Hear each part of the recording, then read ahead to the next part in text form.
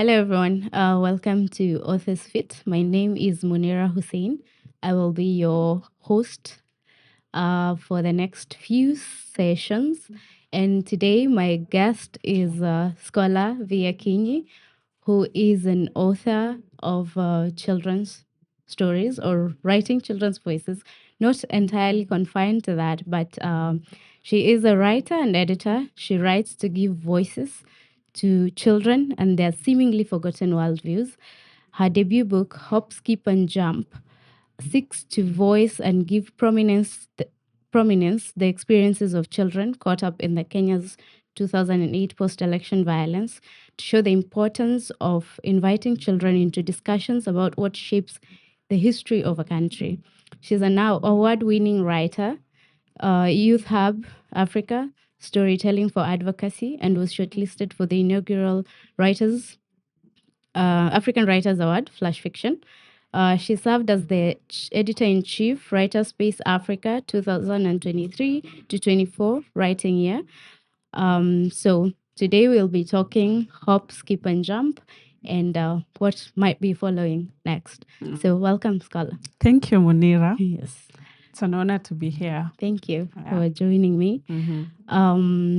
You have been writing for as long as I cannot remember. I don't know if you can. So how has your experience been writing in general in Kenya? Great. I think writing is one of the things that, of course, there is the training bit and the learning along the way. Yes. But generally, writing is the thing that if you do it, you enjoy it. Yes. I would say, I don't know if Eliud Kipchoge enjoys running, but he seems to be. I think that's the thing for me. It's something that I enjoy doing. I could wake up in the middle of the night and no sleep, I'll write.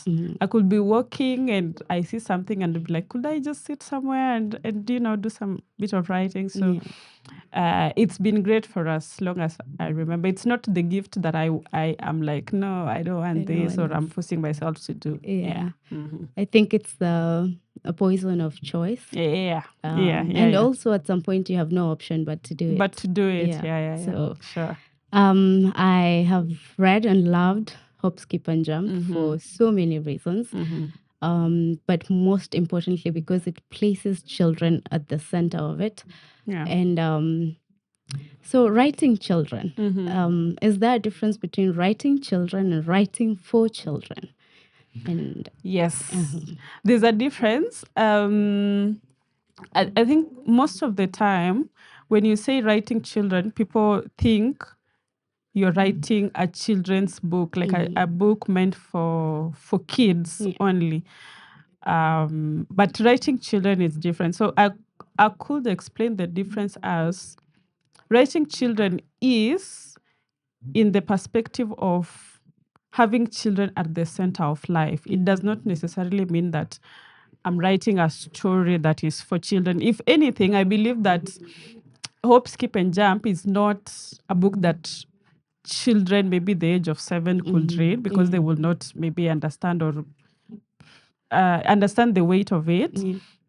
But writing children is bringing children into the center of your writing, but it also involves a lot of other things that happen in adult life. So it's just viewing life from the perspective of children, but in the broader way of life. It's not confined to the reasoning of children or the understanding of children. And I think the reasoning of children, especially as I have experienced in Hop, Skip, and Jump, are a lot more than we give them credit for. You see these kids perceiving life in such depth that has you thinking about your own childhood. And you also remember how smart you were as a kid, even though it was never acknowledged or maybe given much credit for. The thoughts you had, the way you perceived life, the dreams and ambitions you had. And feel like you put that out there through the characters very well, that it has youth reflecting on how we perceive children as a society. And I feel like they're only getting smarter.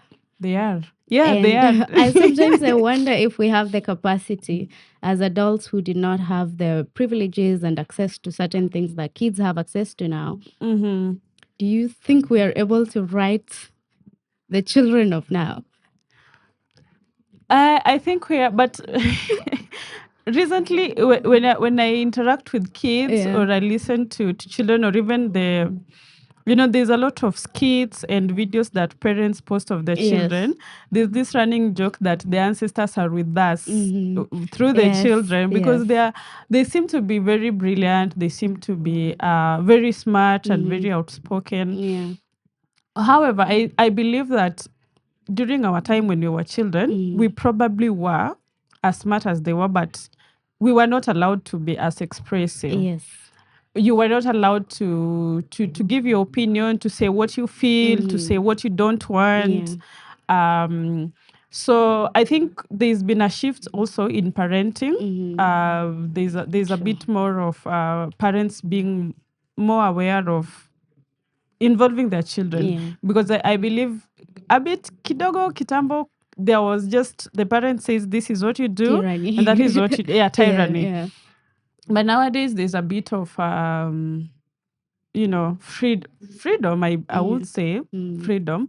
So we could write children, even children of today. I just feel like, writing is more of a exposition. But the children of today, they seem like they've already exposed themselves so much. We get to see their minds a lot more.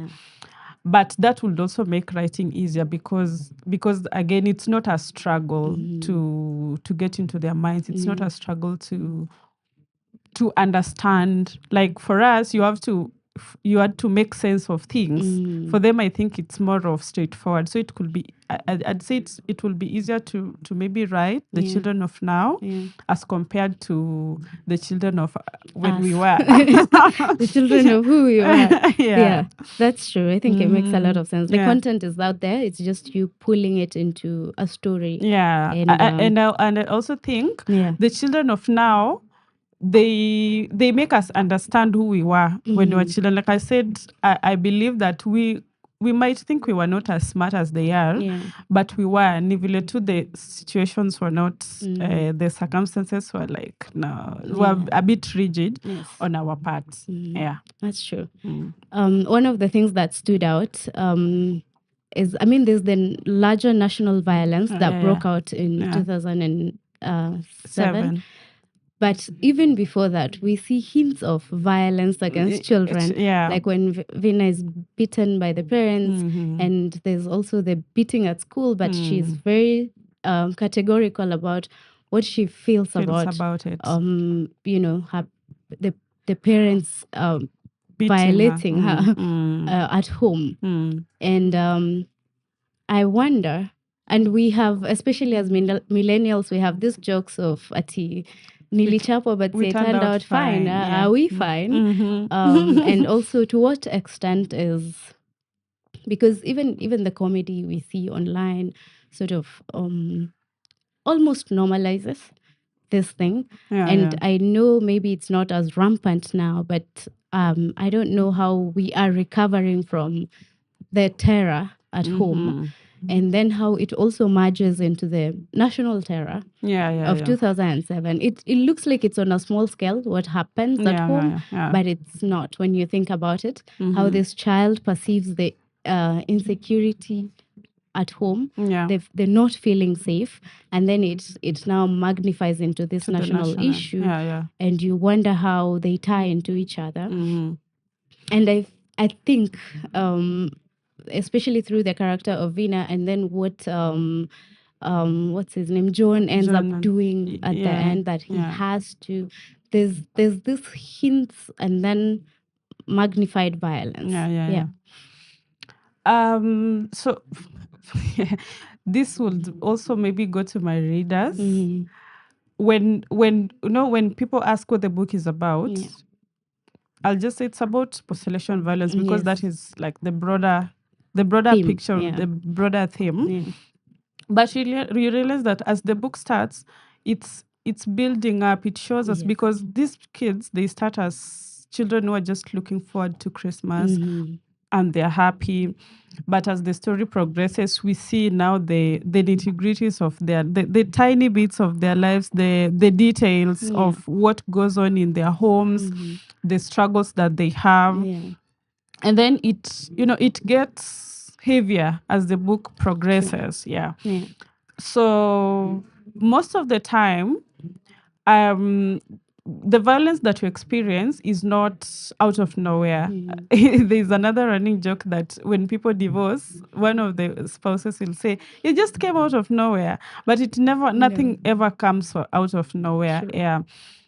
So you find that children, they are maybe on the defensive side because there is some part of their innocence that has been taken away gradually as they grow up, has been taken gradually, and it's in the normal, it's in the seemingly normal things like a parent punishing you, you being denied this and that, or you being parentified, a child being parentified, I mean. So it sort of takes away from their childhood, that the just childlikeness that they should have is slowly taken away. And when I think they say violence begets violence. So when you're violent to some person, and hurt people, chances are they're going to also hurt the replicate next that, people. Yeah.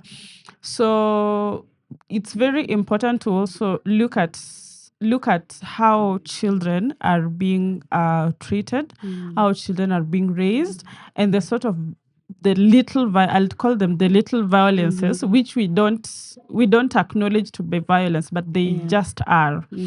Yeah, to also see them and acknowledge those things for what they are.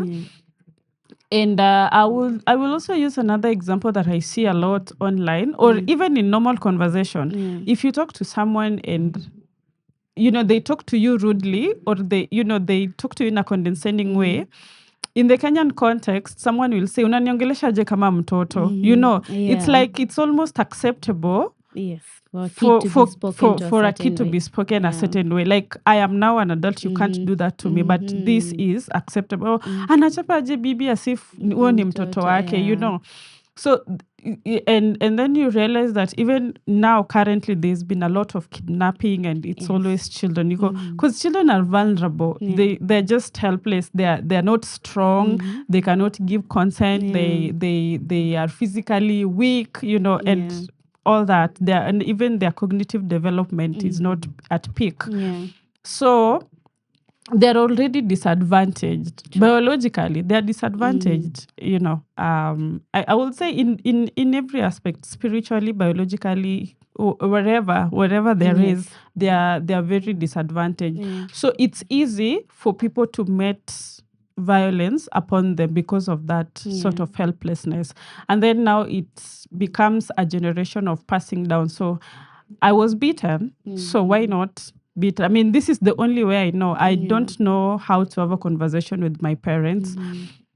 And even for me in my personal life, sometimes I look back at the things that happened maybe to me and my parents, and I'm like, I could have just had a conversation. This would have been a conversation. It didn't have to be beatings or lies, or because children also lie because they are avoiding punishment and that kind of thing. So you realize that violence is the only way people know to communicate with children. They don't explore other avenues of communication, or rules, or I'd say rules of engagement. So violence has always been the answer, and you instill violence in someone, they grow up with that. Yes. Yeah. That's true. And I think they carry it forward in every setting. Yeah, they do. So there's the assumption that the only way they will be heard, or the only way things will work, is if they get violent. Yeah. And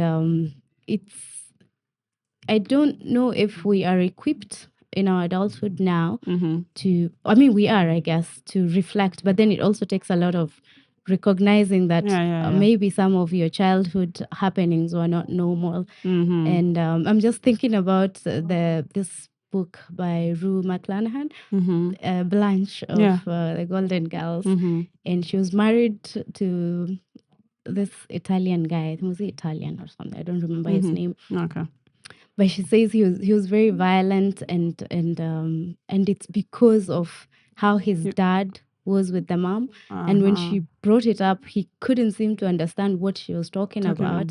You know, him dealing with the situation at home any other way than what he saw happen in the house.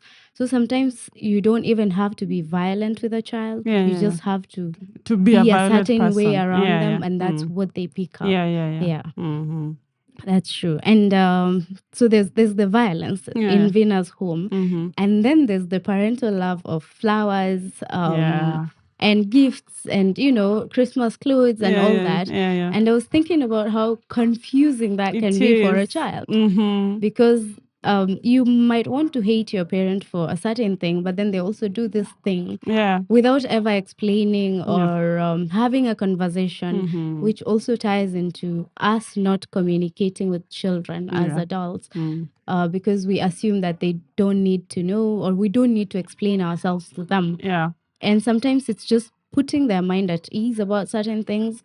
I don't know if there's a way to explain the beating or the violence away, but I was thinking very much about receiving flowers, and this girl thinking that, what could a boy do for me? When Bobo sends her the letter, and she's like, I have flowers from my dad. But then there's also the dread of coming home one time when she doesn't do well in school, as well as she thinks she should have done. And I don't know. What do you think of that intersection? How do we maneuver or, circumvent or navigate rather yeah. that confusion? Yeah, it was. I think that was one of the most intentional things I did while writing the book, because a lot of people are in that. It's like a T junction, or it's like a crossroad. it's like a crossroad, where on one hand things are very, very good and very rosy, literally, and then on the other hand it's messy, and you don't know where to place your parent, because on one hand they make you're the queen, you're the princess, on the other hand they could beat you to death, and that makes that makes a relationship between a child and a parent to be very convoluted, because there are all these things, and as a human being you'd want to be grateful, even though they're your parents and they sort of owe you. They should treat you right, they should treat you well, but as a human being you'd want to be grateful for things. You'd want to be grateful. You'd even want to be, I have a mother, I have a father, at least they're alive, because again orphans will tell you everywhere where you have your mom or dad, when maybe when you complain that, oh, my mom is like this and that, and someone will tell you, at least for you she's alive, So that was one of the, like I said, it was one of the most intentional bits of writing the book that I did. And even with Bobo, it was also very conflicted, because he comes from a very well-to-do family, and things seem okay, but there's a bit of there's not even a bit, there's domestic violence, and then after the domestic violence there is gifts and blah blah blah, and so he sort of just lives there and he doesn't understand, am I supposed to love these people? How do I separate these two people? And I will say that there's definitely no answer to that. It's a matter of just learning how to, I don't know, I don't even think if you can always strike a balance, because parents can really hurt a child. They can really hurt a child, that is for sure. And if we are going to talk about the African context, I think confronting your parent or calling them out or even the extreme of cutting them off is just considered wrong. Like, how dare you? How dare you do that? How dare you? This is your parent. Like, they're like the supreme, almost The after preeminence, God. If you yeah. believe in God, like they're almost after God. They gave you life. How dare you? And of course, some people say, "Mi sikuandika barua nizaliwe," you know. Which is true. Yeah, but you find that there's always no striking a balance. So on one hand, you'll just find yourself loving them, Yeah. and on the other hand, you'll find yourself not loving them. And I think people should be allowed those Range of emotions, I those think, range yeah. of emotions, because I have had my share of it myself, and I think it's very conflicting for sure. So I don't think there's an answer for. Yeah, you can always strike a balance, whatever works for you, because even the parents, they are human beings.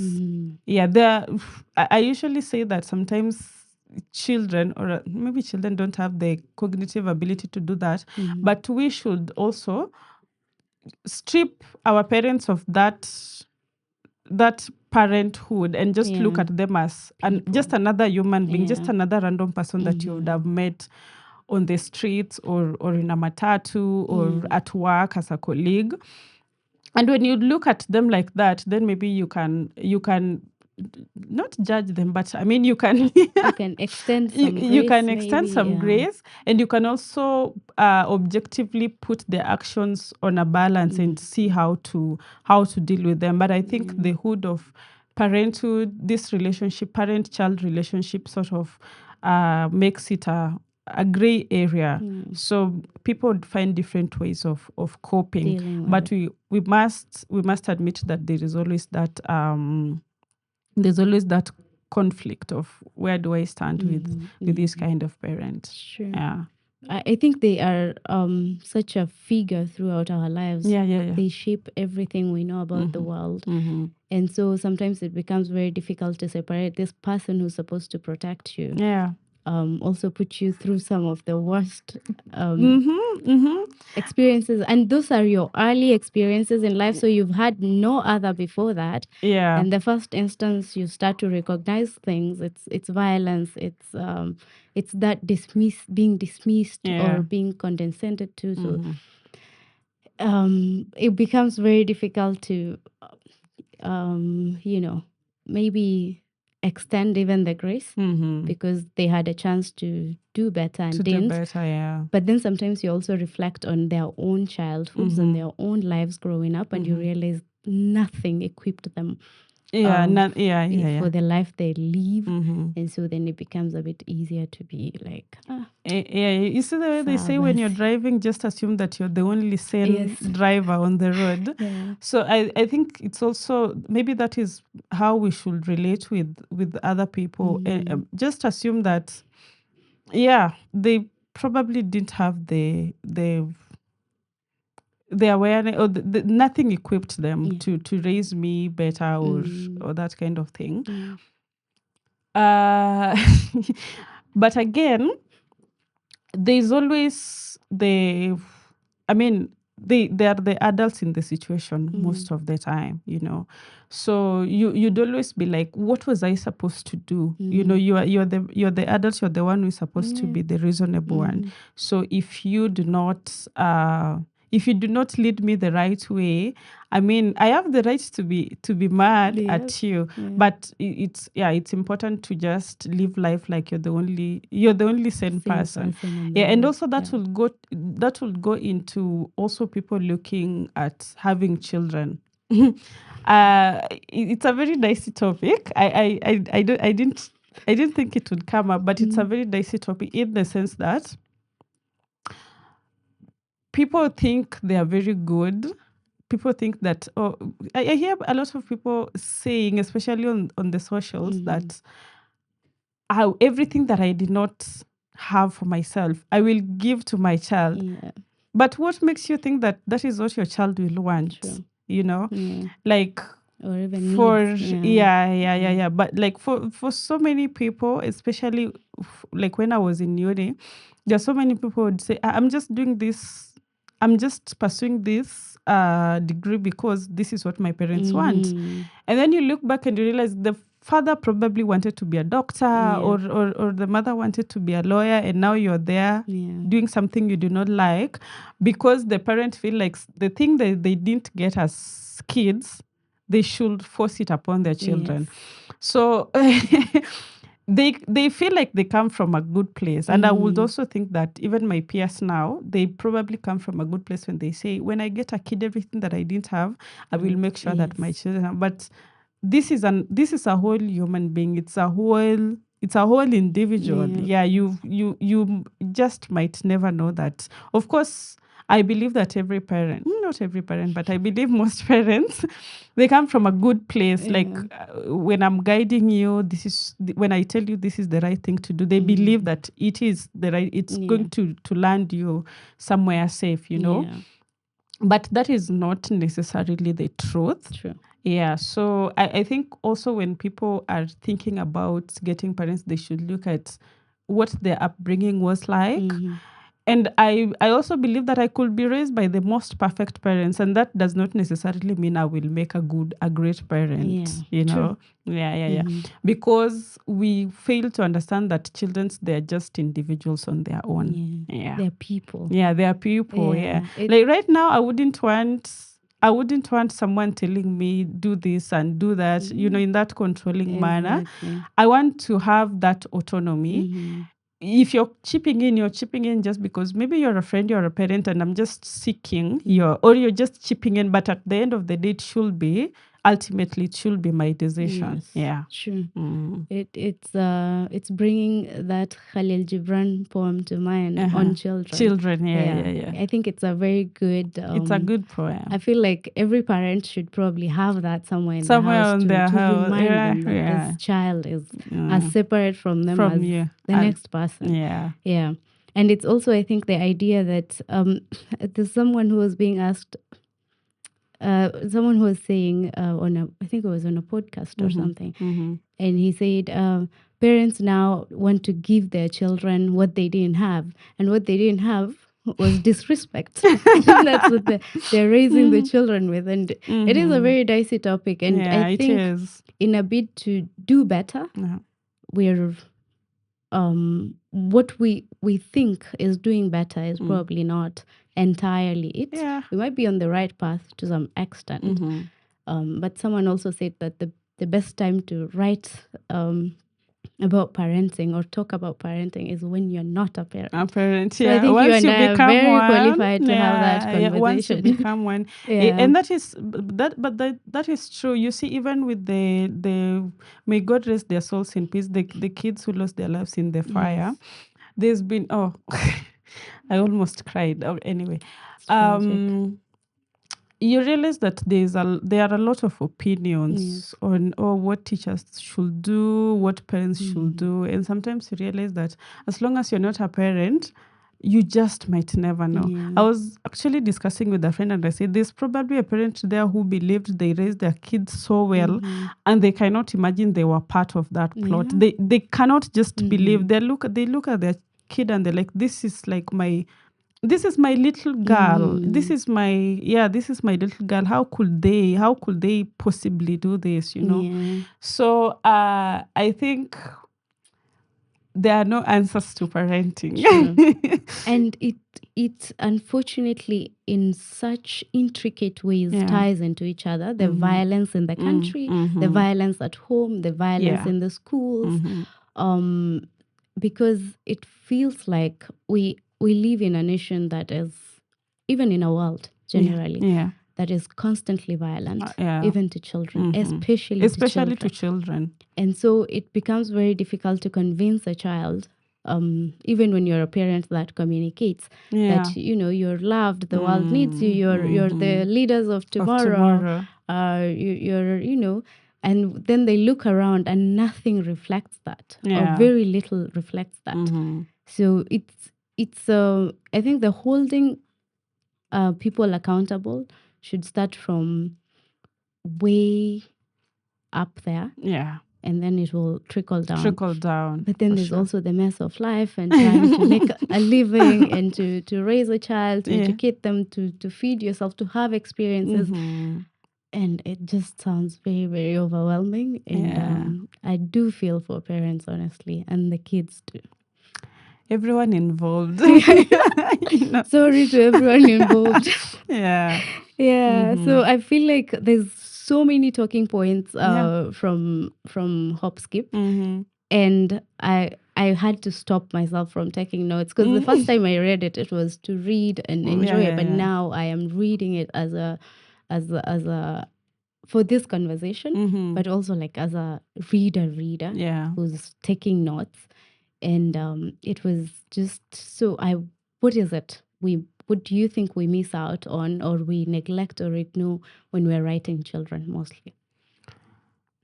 Their worldviews, for sure. The fact that they are, like I said, they are individuals on their own, and most of the time they're just overshadowed by every other thing. They are like those supporting characters, not even supporting. I don't know. There's another word for those characters who are just always, when you watch a movie and they're just they're crossing, either they're crossing the road, credits, or it says person in the cafe, yeah, like not even a name. yeah.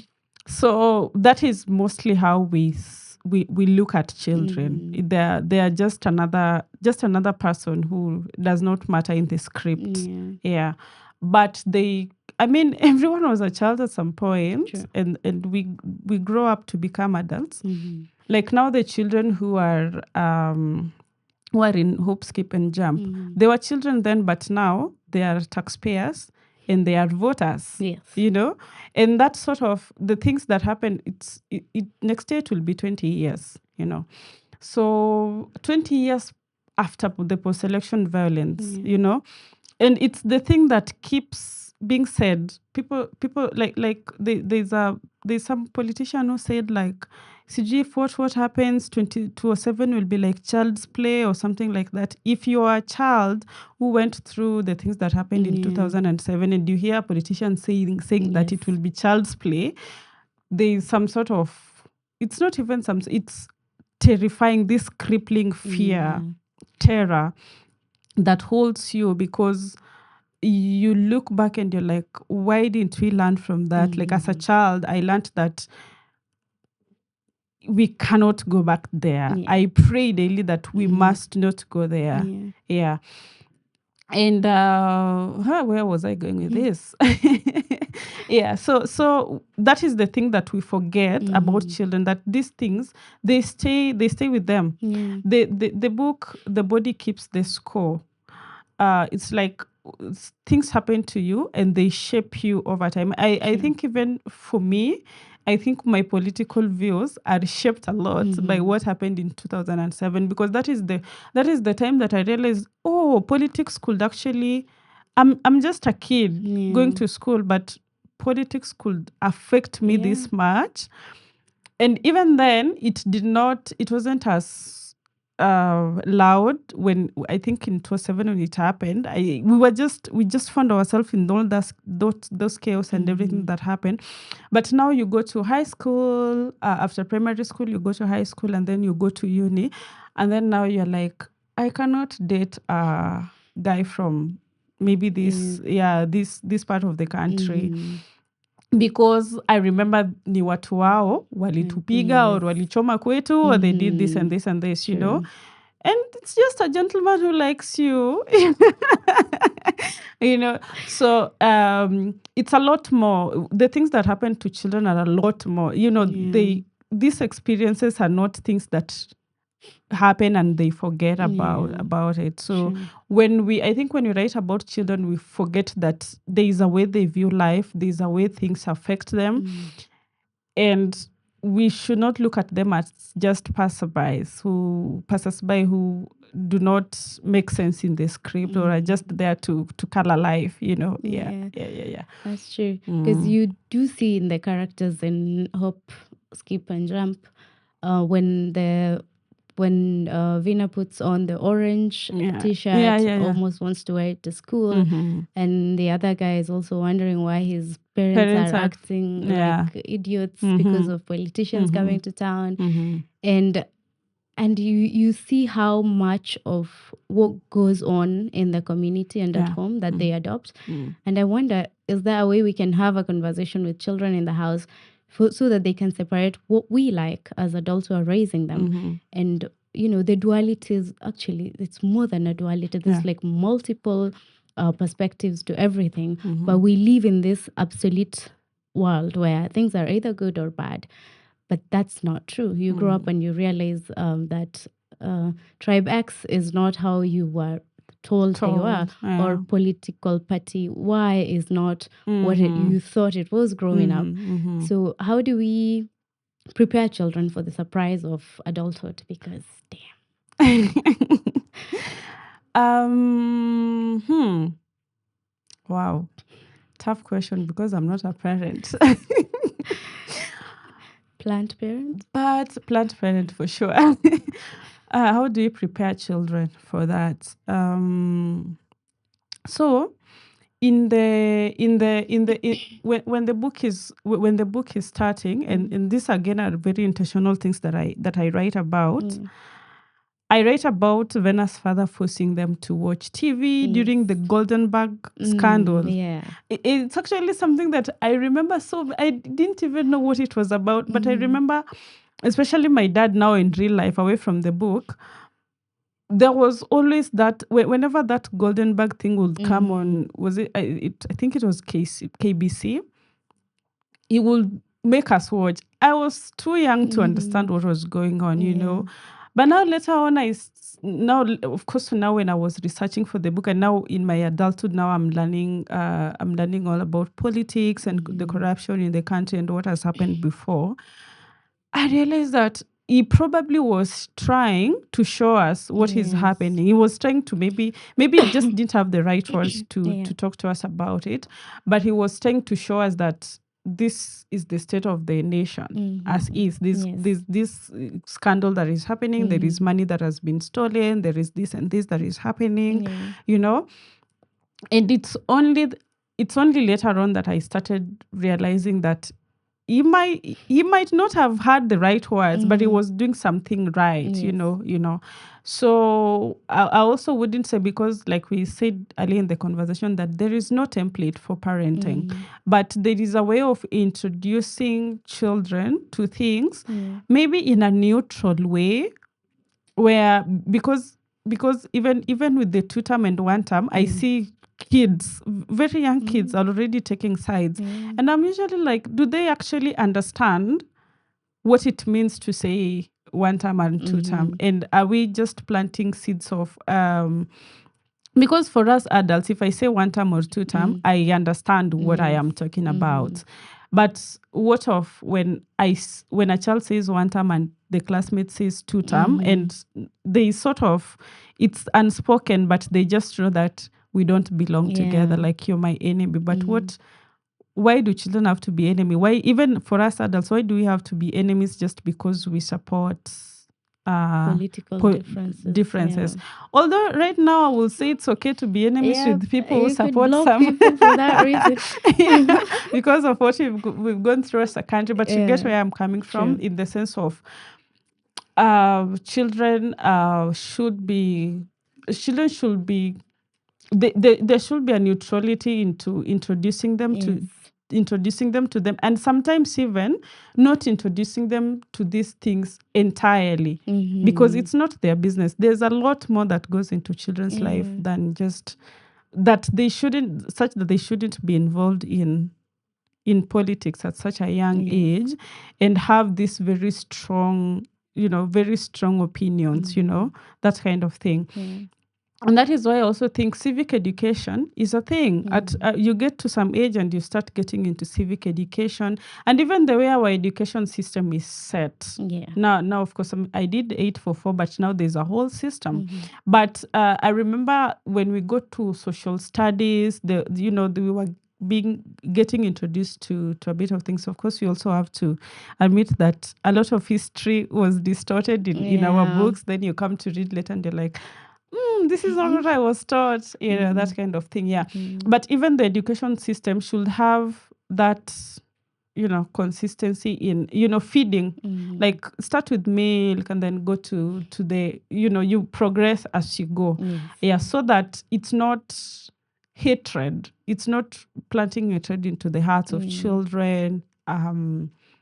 Like that. Let them learn gradually, let them observe. Yeah, of course, not all children also grow up to be very smart adults in terms of making especially political decisions.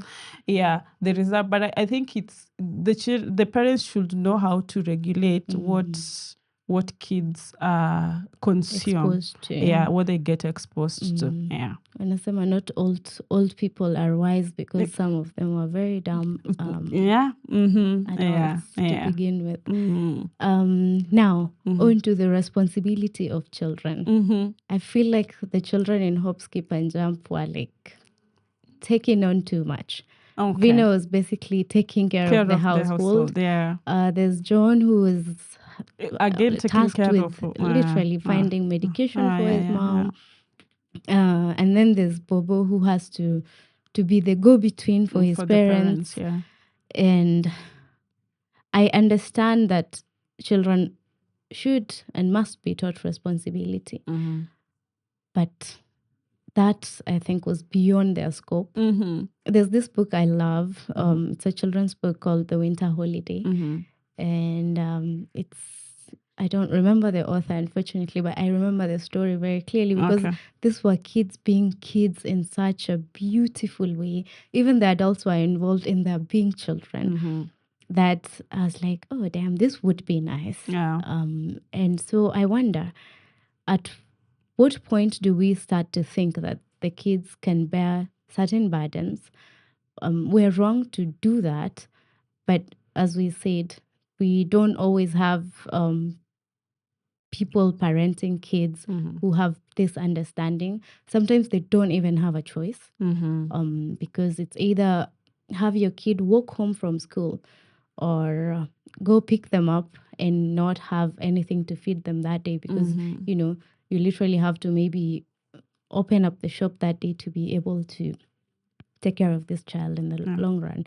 So there's a lot of also national issues, again, that ties into this. They do feel really inseparable. But how do we ensure that, even as we teach them responsibility, that their childhood is also protected? No, people say that everything is political. Yes. And there's a time I used to disagree with it, but now that I've lived this long, I agree. Everything is political. And you see, when you're saying like either you pick your kid from school or you're somewhere working and they have to work from school, you realize that very many of these things are systematic things, that could be solved if the systems were working. Because if the systems were working, we wouldn't have to worry about the safety of children. We wouldn't have to be planning for a protest in town to say stop kidnapping our children, stop killing our children, because there is somewhere that the system is not working. And when the system is not working, like they say in Swahili, inashika waliomo na wasiokuwemo, adults will be affected, children will be affected. But the thing with children is that they're already vulnerable. Even when things are just normal, they're already vulnerable because they're young, they are physically weak, So I think when the systems don't work, and also systems again start even from family, you find that. And this could sound insensitive. I hope it does not. But I'm sorry. Let me apologize. But you find that a parent is aware that they cannot afford the basics for a child, but they bring another child to life. Like, what are you doing? What is this child going to feed on? you yourself cannot take care of yourself. The children that you have already, you can't take care of them. But here comes another life. Here comes another blessing. you know. So when some systems don't work, children are going to be affected. And I think again, it's all about systems working. When systems work, when there is proper education, because sometimes it's not even about people not getting education. It's just about the awareness that could be. Yeah. Or the kind of environment that someone lives in. If there is proper health care, we wouldn't have to worry about so much. If there is proper education, we wouldn't have to worry about so much. Yeah. So children will always be affected as long as the systems are not working. Yeah. And when I say systems, it's not just, of course, the political is at the at the highest rank, but even systems at home, systems at school, and even how kids relate with one another, because even children, they have their own systems. you know how when we were younger and we'd be playing football, and then the owner of the ball will just they get agitated or whatever, or they even break a rule in the game, and someone calls them out, and they're like, it's my ball. I'm taking it away. It's not, ideally it's not supposed to be like that, because there are rules. It doesn't matter whether you're the owner of the ball or not. Yeah.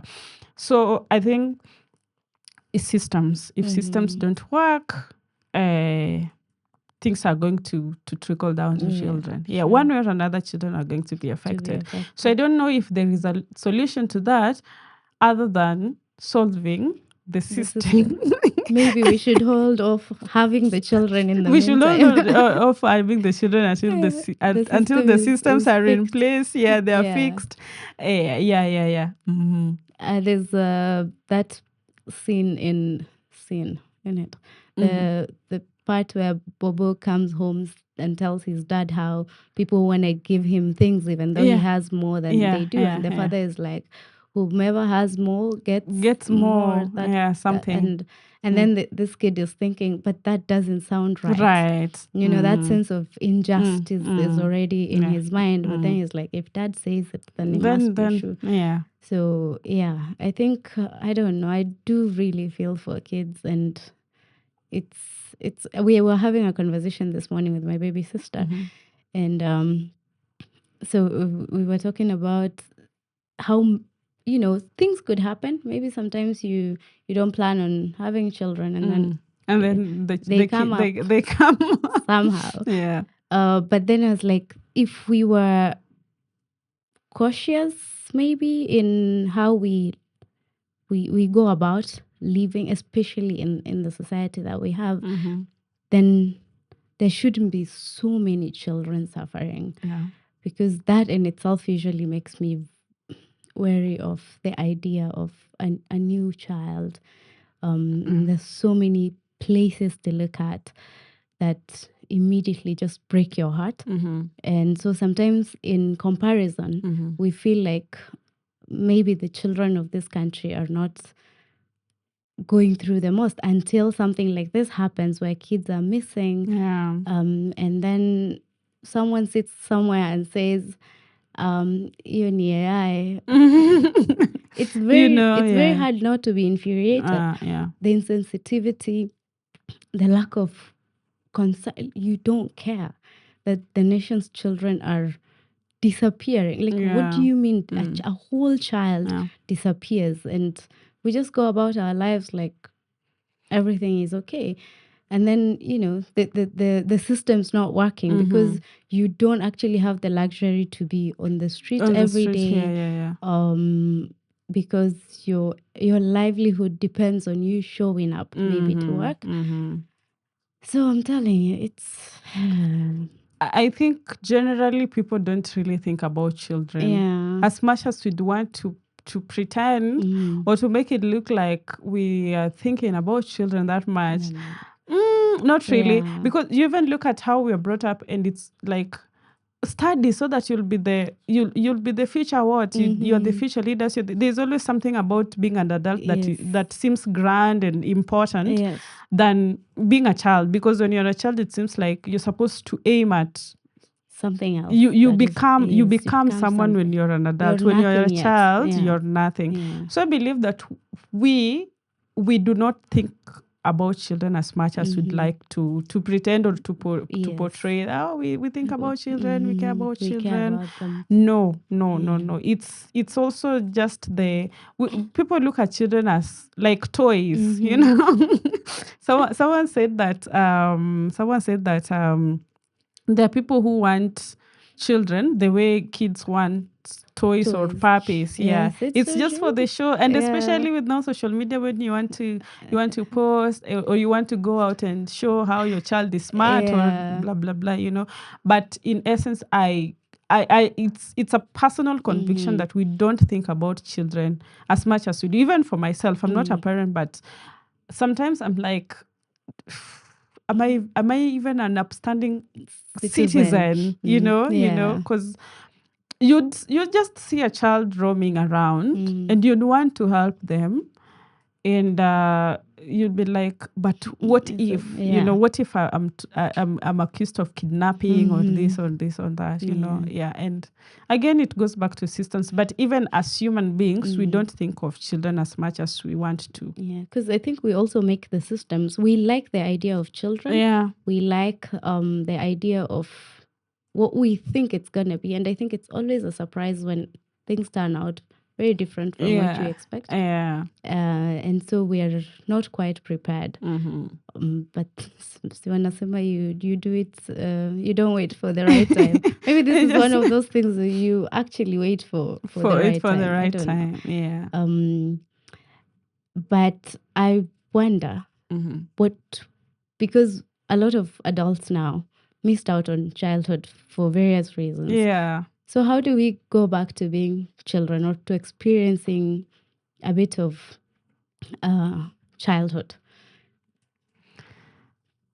The answer that I'm going to give is not very universal, but read.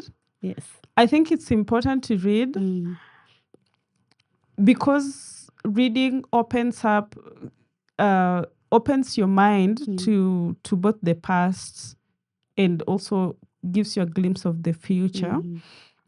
And when you read, you realize that your childhood, the thing that you did not experience, you could still experience it. It does not necessarily mean you go out there and play with mud, or you could. I mean, nani atakuchapa? You're an adult now. Yeah. I think we should read a lot, because sometimes I know of people, and I've had therapists talk about people who do not remember parts of their childhood. It's just blank. That part of the childhood is that just blank because of maybe the trauma they went through, or the bad. It's mostly the bad things. I don't think it's easy to forget the good things, you know. It's probably the bad things here. So I think the one way of experiencing childhood again is to read, reconnect with parts of people's lives, and maybe try to see what it's like, what it was like. Because even in adult writing, you realize that you know adulthood, or the whole the people we are right now is a sum of everything we've been through our lives from the time we came to life. So not a very conventional answer, but I think reading has a way of. But again, the trouble with reading is, ignorance is bliss. So when you read, that is taken away from you, and that you become too aware. You become too aware. But I think that will be the only way you could figure out how to be a child. How to be a child. To be a child in adulthood. How to be a child in adulthood. Yeah. Thank you so much for joining me. I feel like the conversation could keep going forever. But I feel like we've touched on the most important things. And if not, I think we can always continue the conversation somewhere else. But have you prepared a writing prompt for us to close off the session so that our readers, our viewers have something to do at the end of, homework kind of thing. Writing is just writing. You can't write if you're not writing. You know, you cannot get a good body if you're not eating well and you're not working out, you're not taking care. So you have to be writing. But you cannot just write out of the blues. Yeah. You have to be reading. Yeah. Uh, Reading is actually the first step to being a writer. So you have to be it's a nakolabo. You have to be reading, and you also have to consistently write. I'm telling you, the days that I do not write, I almost feel dumb. And it's those days that my brain almost gets blunt. I feel like I could never go back to this writing thing because I've not been sharpening that part of my But also reading consistently makes you a good writer. You are never going to be a good writer before you. So there is no formula other than read and write. Yes. Read and write, read and write. Thank you so much for staying through this conversation. This has been Authors Fit, and my name is Munira Hussein. You can follow us on social media, Authors Fit or Cynthia Abdallah Productions, and we will keep the conversation going. We will have different authors coming at different times. So I hope you stay with us throughout the journey. Have a lovely time.